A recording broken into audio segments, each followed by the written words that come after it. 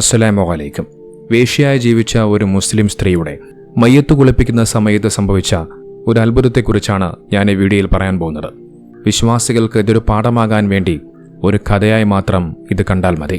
ഈ സ്ത്രീയുടെ ഉമ്മയും ഇതുപോലെ കോഴിക്കോട് അങ്ങാടിയിലുള്ള ഒരു വേശ്യ സ്ത്രീയായിരുന്നു. അന്ന് ആ സമയത്ത് വേശ്യകൾക്ക് വേണ്ടി ഒരു സമരം നടത്തുന്ന സമയത്ത് അതിൻ്റെ മുൻപന്തിയിൽ ഉണ്ടായിരുന്ന സ്ത്രീയായിരുന്നു ഇവരുടെ ഉമ്മ. അതുകൊണ്ട് തന്നെ ജീവിതം ഇവരെയും എത്തിച്ചത് അതുപോലെയുള്ള ഒരു മേഖലയിലേക്കായിരുന്നു. പിന്നീട് ലൈംഗിക രോഗം വന്നുകൊണ്ടാണ് ഇവരുടെ ഉമ്മ മരണപ്പെട്ടു പോകുന്നത്. താൻ ചെയ്തതുപോലെ തൻ്റെ പാതയിലേക്ക് തൻ്റെ മകളെ ഒരിക്കലും കൊണ്ടുവരരുത് എന്ന് ആ ഉമ്മ ആഗ്രഹിച്ചിരുന്നു. മരണപ്പെട്ടുപോയ ആ ഒരു ഉമ്മ വേശ്യയായി മാറാനുള്ള കാരണങ്ങൾ പലതായിരുന്നു. ഇവരെ ഭർത്താവ് ഉപേക്ഷിച്ചു പോയിരുന്നു. അവസാനം ഒരു ഗതിയുമില്ലാതെ ഭർത്താവ് ഉപേക്ഷിച്ചു പോയ ആ ഒരു സ്ത്രീ ജീവിക്കാൻ വേണ്ടി തൻ്റെ മക്കളെ പോറ്റാൻ വേണ്ടി തിരഞ്ഞെടുത്തത് അത്തരമൊരു ജോലിയായിരുന്നു. തൻ്റെ ഉമ്മയുടെ പാതയിലേക്കും ഈ സ്ത്രീ എത്തിച്ചേരുവാനും ചില കാരണങ്ങളുണ്ടായിരുന്നു. ഈ പെൺകുട്ടി വിവാഹം ചെയ്ത വ്യക്തി ഇത്തരം മേഖലയിൽ ഇല്ലാത്ത ഒരാൾ എന്നുള്ള ഉറപ്പിലായിരുന്നു കല്യാണം കഴിച്ചത്. പക്ഷെ പിന്നീട് ഭർത്താവെന്ന് പറയുന്നവൻ ചെന്നൈയിൽ കൊണ്ടുപോയി സിനിമാ മേഖലയിൽ അഭിനയിപ്പിക്കാൻ വേണ്ടി പ്രേരിപ്പിക്കുകയും അങ്ങനെ മറ്റു പലർക്കും തൻ്റെ ഭാര്യയുടെ ശരീരം പങ്കുവെച്ചുകൊണ്ട് പണം കൈപ്പറ്റലായിരുന്നു അവൻ്റെ പ്രധാന ലക്ഷ്യം. അവസാനം സഹിക്കാൻ കഴിയാതെ ആ ഭർത്താവിനെ നിയമപരമായി ആ സ്ത്രീ ഒഴിവാക്കി തൻ്റെടിയായി ജീവിച്ചു. പക്ഷെ പിന്നീട് അവരെ ആരും സഹായിക്കാനില്ലാതെയായി. അവസാനം നിവൃത്തികേടുകൊണ്ട് ജീവിക്കാൻ ഒരു മാർഗവുമില്ല എന്ന് കണ്ടതോടുകൂടി ഈ സ്ത്രീ ഉമ്മയുടെ പാതയിലേക്ക് പിന്തുടരുകയാണ്. അങ്ങനെ നാടിനും വീടിനും അവൾ കൊള്ളാത്തവളായി മാറി. പുറമേക്ക് ഇവരെ കല്ലെറിയുന്ന ആളുകൾ ഒരു ദിവസത്തെ രാത്രിക്ക് വേണ്ടിയിട്ട്, സുഖത്തിന് വേണ്ടി, സന്തോഷത്തിന് വേണ്ടിയിട്ട് രഹസ്യമായിട്ട് വരും. പിന്നീട് ആ സ്ത്രീ നാട് വിട്ട് മറ്റൊരു നാട്ടിലേക്ക് താമസം മാറുകയാണ്. അവരുടെ ഐഡന്റിറ്റി അറിയാതിരിക്കാൻ വേണ്ടിയായിരുന്നു അവർ അത്തരത്തിൽ മാറി താമസിക്കുവാൻ തീരുമാനിച്ചത്. പക്ഷെ അവിടെ പല ആളുകളുടെ വരവും പോക്കുമൊക്കെയായിട്ട് നാട്ടുകാരെല്ലാവരും അറിഞ്ഞു. പിന്നീട് ആ മഹലിലെ ഉസ്താദ് വന്നുകൊണ്ട് അവിടുത്തെ ജനങ്ങളോട് നല്ല രീതിയിൽ പ്രബോധനം ചെയ്യുകയും ചെയ്തു. വലിയ തൻ്റെടിയായ ആ പെണ്ണിന്റെ വീട്ടിലേക്ക് ഉസ്താദ് കയറി ചെല്ലുകയാണ്. എന്നിട്ട് ആ പെണ്ണിനോട് അദ്ദേഹം സംസാരിച്ചു. നിങ്ങൾക്ക് ഇങ്ങനെയുള്ള ഒരു ജോലിയാണെന്നറിയാം, അത് ഒഴിവാക്കിയിട്ട് മറ്റേതെങ്കിലും ജോലിയിൽ ഏർപ്പെട്ടുകൂടെ എന്ന് അദ്ദേഹം ആ സ്ത്രീയോട് ചോദിക്കുകയാണ്. അതിന് മറുപടിയായിക്കൊണ്ട് ആ സ്ത്രീ പറഞ്ഞത്, ഉസ്താദ് ദയവ് ചെയ്ത് ഇങ്ങോട്ട് വരരുത്, കാരണം അത് ഉസ്താദിന് ഒരു ചീത്തപ്പേരായി മാറും. ഞാൻ എൻ്റെ തൊഴിലുമായിട്ട് മുമ്പോട്ട് പോയിക്കൊള്ളാം. എനിക്ക് തിന്നാൻ തന്നത് മതവും പടച്ചോനും ഒന്നുമല്ല, മറിച്ച് എൻ്റെ ശരീരമാണ്. ആ ശരീരം എങ്ങനെ സൂക്ഷിക്കണമെന്ന് എനിക്ക് വ്യക്തമായി അറിയാം, എങ്ങനെ കൊണ്ടു നടക്കണമെന്നുള്ളത് എനിക്കറിയാം.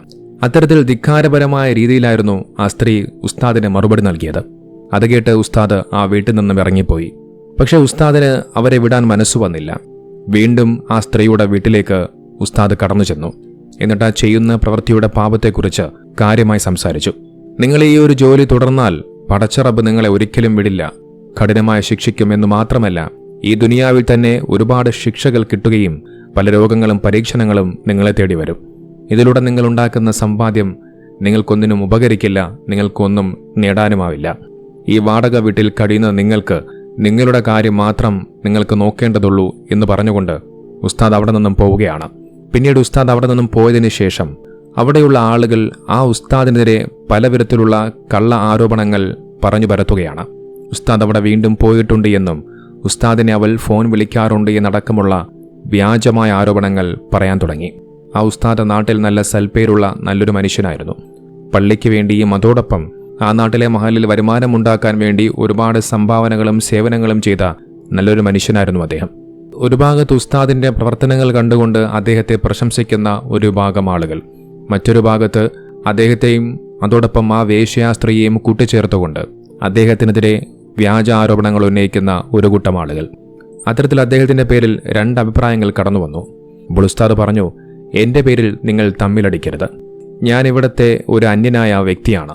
ഞാൻ ഇവിടെ നിന്ന് പോയാലും എനിക്കിവിടെയും ഒരുപാട് പള്ളികളിൽ ജോലി ചെയ്യാൻ സാധിക്കും. എനിക്ക് ദറസെടുക്കാൻ അറിയാം. എൻ്റെ അടുത്ത് പഠിക്കാൻ ഒരുപാട് കുട്ടികളുമുണ്ട്. നിങ്ങൾ എന്തിനാണ് എൻ്റെ പേരിൽ ഇത്തരത്തിൽ പരസ്പരം തമ്മിലടിക്കുന്നത്? ഞാൻ അവളോട് നല്ല ഉപദേശങ്ങൾ പറഞ്ഞു കൊടുത്തുകൊണ്ട് അവളെ നന്മയിലേക്ക് കൊണ്ടുവരിക എന്നുള്ളത് മാത്രം ഉദ്ദേശം വെച്ചുകൊണ്ടാണ് ഞാൻ ആ സ്ത്രീയുടെ വീട്ടിലേക്ക് പോയത്. അതുകൊണ്ട് എന്നെ വെറുതെ വിട്ടേക്കൂ എന്ന് പറഞ്ഞുകൊണ്ട് അദ്ദേഹം അവിടെ നിന്നും ഇറങ്ങിപ്പോവുകയാണ്. കൂടെ അദ്ദേഹത്തോടൊപ്പം പഠിക്കാനുണ്ടായിരുന്ന കുട്ടികളെയും അദ്ദേഹം കൂട്ടാൻ മറന്നില്ല. പിന്നീട് ആ വേശ്യ സ്ത്രീ മരണപ്പെട്ടു പോവുകയാണ്. മരണപ്പെട്ടുപോയ ആ സ്ത്രീയുടെ മയ്യത്ത് കുളിപ്പിക്കാൻ വേണ്ടി വന്നത് ഉസ്താദിന്റെ ഭാര്യയായിരുന്നു. ആ മയ്യത്ത് കുളിപ്പിക്കുന്ന സമയത്ത് ആ സ്ത്രീയുടെ മയ്യത്തിൽ കണ്ട കാഴ്ച അവരെ വല്ലാതെ ശരിക്കും ഞെട്ടിപ്പിച്ചു കളഞ്ഞു. മയ്യത്ത് കുളിപ്പിക്കുന്ന സമയത്ത് വല്ലാത്തൊരു സുഗന്ധം പുറത്തേക്ക് വരികയാണ്. മയ്യത്തിന്റെ മുഖം കണ്ടാൽ നല്ല പ്രസന്നത തോന്നിപ്പിക്കുന്ന രീതിയിലായിരുന്നു ആ സ്ത്രീയുടെ മുഖം കാണാൻ സാധിച്ചത്.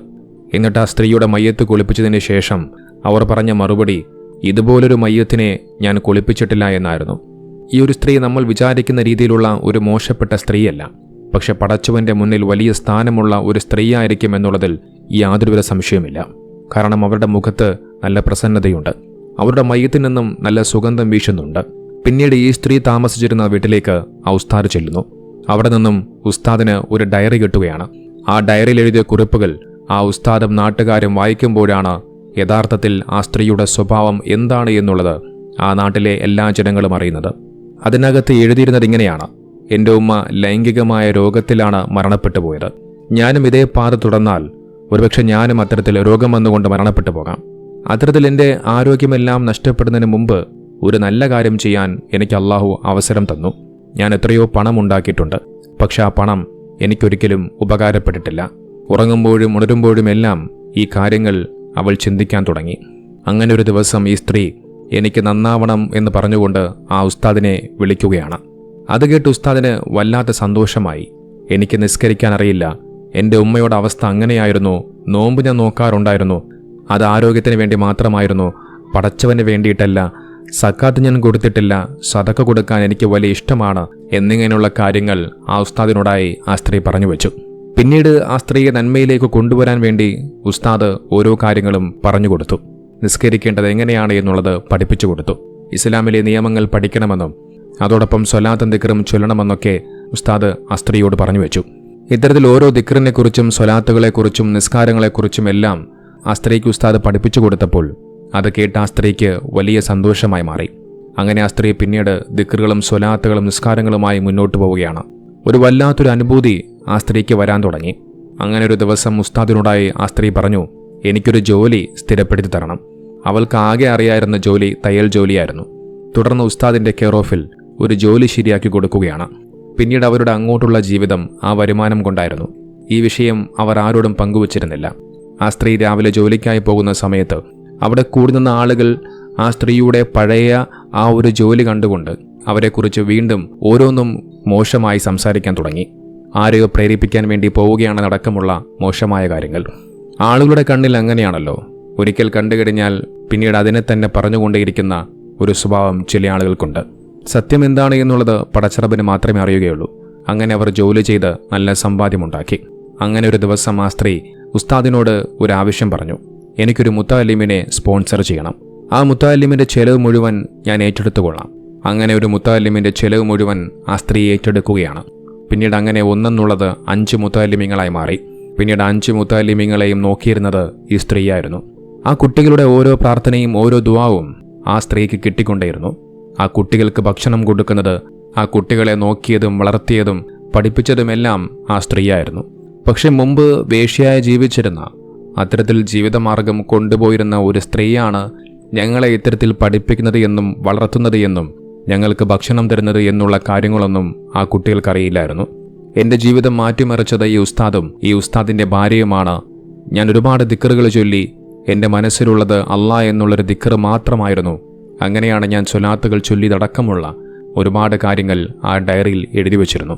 ഈ ഒരു സംഭവം അറിഞ്ഞപ്പോൾ ആ നാട്ടുകാരെല്ലാവരും വല്ലാതെ അത്ഭുതപ്പെട്ടു പോയി. ആ സ്ത്രീയെ നിരന്തരമായി കുറ്റം പറഞ്ഞ ആളുകൾക്കെല്ലാം മനസ്സിലായി, ആഖിബത്ത് എന്നുള്ള ഒരു സാധനമുണ്ട്. അതാണ് നമ്മുടെ ജീവിതത്തിലെ അവസാനത്തെ ക്ലൈമാക്സ്. അതനുസരിച്ചുകൊണ്ടാണ് ഒരു മനുഷ്യന് സ്വർഗവും നരകവും ഒക്കെ നിശ്ചയിക്കുന്നത്. നമ്മൾ നിസ്കരിച്ച നിസ്കാരങ്ങൾക്ക് ചിലപ്പോൾ ന്യൂനതകൾ ഉണ്ടാവാം. പക്ഷെ മനസ്സറിഞ്ഞുകൊണ്ടുള്ള സ്വലാത്തിനും ദിക്റുകൾക്കും ന്യൂനതകൾ ഉണ്ടാവാറില്ല. ദിക്റുകളും സ്വലാത്തുകളും എങ്ങനെ ചൊല്ലിയാലും അള്ളാഹുവിൻ്റെ പ്രതിഫലം ലഭിക്കുമെന്നുള്ള കാര്യത്തിൽ ഒരു സംശയം വേണ്ട.